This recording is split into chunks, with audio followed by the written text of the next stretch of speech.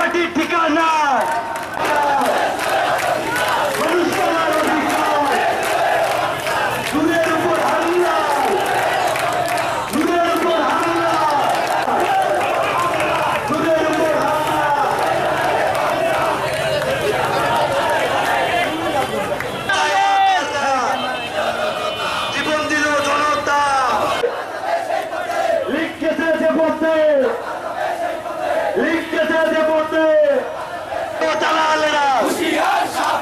আওয়ামী লীগের দালালেরা আওয়ামী লীগের দালালেরা আওয়ামী ফ্যাসিস্টের ক্যাডার দলীয় ক্যাডাররা 24-এর এই 5 আগস্ট পূর্ববর্তী সময়ে যেরকম বারবার ন্যাক্কারজনক ভাবে হামলা করেছে 5 আগস্ট পরবর্তী সময়েও গতকাল তার উপর যারা হামলা করেছে তারা সুস্পষ্ট ভাবে আওয়ামী লীগের এজেন্ডা বাস্তবায়ন করছে এবং করে যাচ্ছে।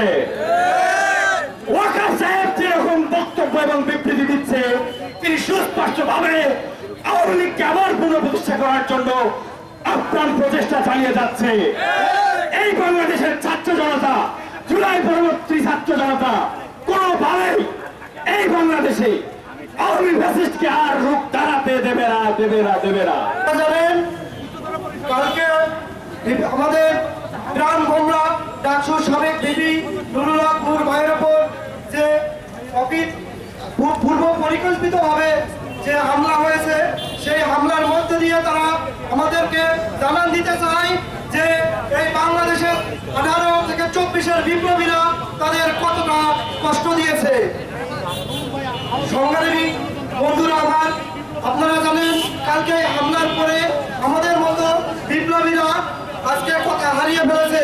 কালকে থেকে গায়ের রক্ত টক করে উঠতেছে, আমরা কখন রাস্তায় প্রতিবাদ চালাইতে পারি। আজকে আমরা সময় দেরি হলেও আমরা শেষ পর্যায়ে গিয়েও আমরা আজকে প্রতিবাদ জানাচ্ছি যে যদি এই হামলার সাথে যারা জড়িত তাদেরকে খুব দ্রুত গ্রেফতার না করা হয়, তাদেরকে আইনের আওতায় না নিয়ে আসা হয়, আমরা এর থেকে আরো কঠোর কর্মসূচির উপজেলায় ঘোষণা করব।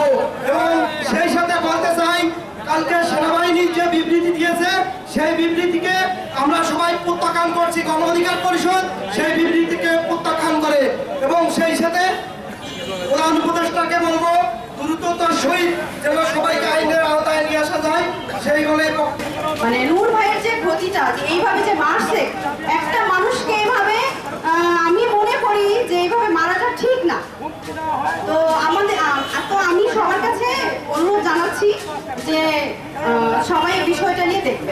নিয়ে কথা বলার আগে আমাদেরকে জানতে হবে যে নুরুল হক নূর আসলে কে।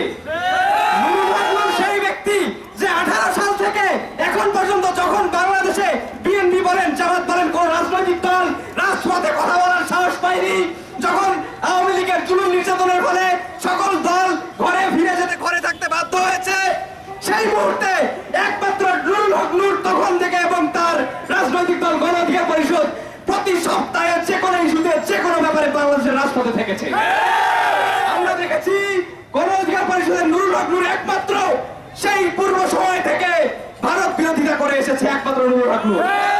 যখন বাংলাদেশের আলেম সমাজের পক্ষে রাজনৈতিক কোন দল কথা বলার সাহস পেত না, যখন মোদী বাংলাদেশে এসেছিল, যখন আবুল আদনান ভাইকে গুম করা হয়, সবকিছু বিষয়ে সকল আলেম ওলামা সহ বিভিন্ন বিষয়ে আমরা একমাত্র রাজনৈতিক দল হিসেবে দেখতে পেয়েছিলাম নুরুল হক নূর বাংলাদেশের রাজপথে।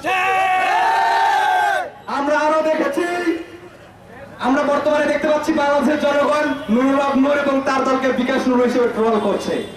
এই নুরুল হক নূরের বিষয়ে আপনাদেরকে বুঝতে হবে, একটা দল চালন পরিচালনা করতে গেলে আপনারা দেখতে পাচ্ছেন বিএনপির বিভিন্ন জায়গায় চাঁদাবাজির অভিযোগ আসছে, অন্যান্য বিভিন্ন দলের বিভিন্ন জায়গায় চাঁদাবাজির অভিযোগ আসছে। গণ অধিকার পরিষদের আপনারা কিন্তু চাঁদাবাজির অভিযোগ আপনারা পাবেন।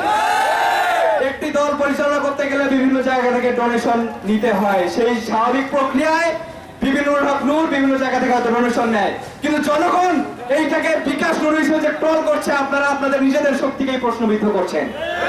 সুতরাং নুরুল হক নূরের ব্যাপারে আপনাদেরকে সচেতন এবং রাজনৈতিক যে সচেতন সেটা বৃদ্ধি করতে হবে। আমরা দেখতে পাচ্ছি এই জাতীয় পার্টির ইতিহাসটা আসলে কি। জাতীয় পার্টি সেই পার্টি যেই পার্টি আওয়ামী লীগকে নির্বাচনে বৈধতা দিয়েছিল। জাতীয় পার্টি সেই পার্টি যে জিএম কাদের ভারত থেকে এসে বলেছিল ভারতে কার কার সাথে কথা বলা হয়েছে, ভারতে কার কার সাথে বসেছি, এগুলো বলা যাবে না। সুতরাং জাতীয় পার্টিকে ব্যান করা এখন সময়ের দাবি।